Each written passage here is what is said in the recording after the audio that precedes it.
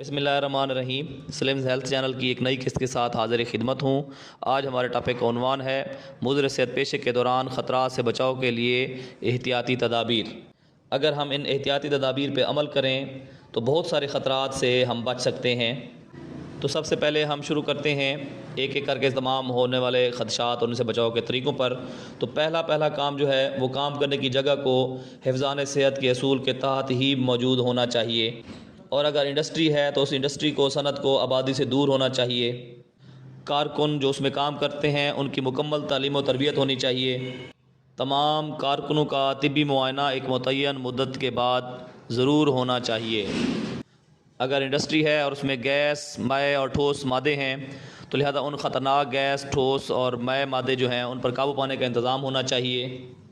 Suffocation हो, हबस हो सकती है तो वहाँ पर इंडस्ट्री में एग्जॉस्ट फ़ैन लगे होने चाहिए। और बहुत ज़्यादा ख़तरनाक काम हो तो उनके लिए ख़ुद कार ऑटोमेटिक मशीनें उनको कहते हैं, उसका इस्तेमाल करना चाहिए, जैसे कि तेज़ाब लगने का कोई ख़तरा अगर मौजूद है तो।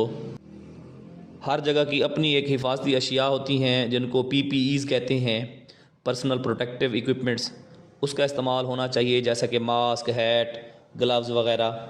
और अगर केमिकल ख़तरनाक हैं तो उनकी ट्रांसपोर्टेशन बंद गाड़ियों के ज़रिए ही होनी चाहिए। लोकल आबादी को आलूदगी से बचाने के लिए कारखानों की जो चिमनियाँ हैं वो ऊंची होनी चाहिए ताकि लोकल आबादी बच सके। गहराइयों में काम करने वाले वर्कर्स, जैसा कि कुएँ, गटर या सीवरेज में काम करने वर्कर्स को प्रॉपर रोशनी और ऑक्सीजन का इंतज़ाम उनको मिलना चाहिए। मशीनी कामों के दौरान हिफाजती इक़दामात करने चाहिए। अगर हस्पतालें हैं, एक्सरे है तो उसकी एक पर्सनल प्रोटेक्टिव एक शीट मिलती है, उसका इस्तेमाल होना चाहिए। जी, इन तमाम एहतियाती तदाबीर पर अमल करके हम अपने आप को बचा सकते हैं, अपने वर्कर्स को बचा सकते हैं और नुकसान से बच सकते हैं। बहुत शुक्रिया।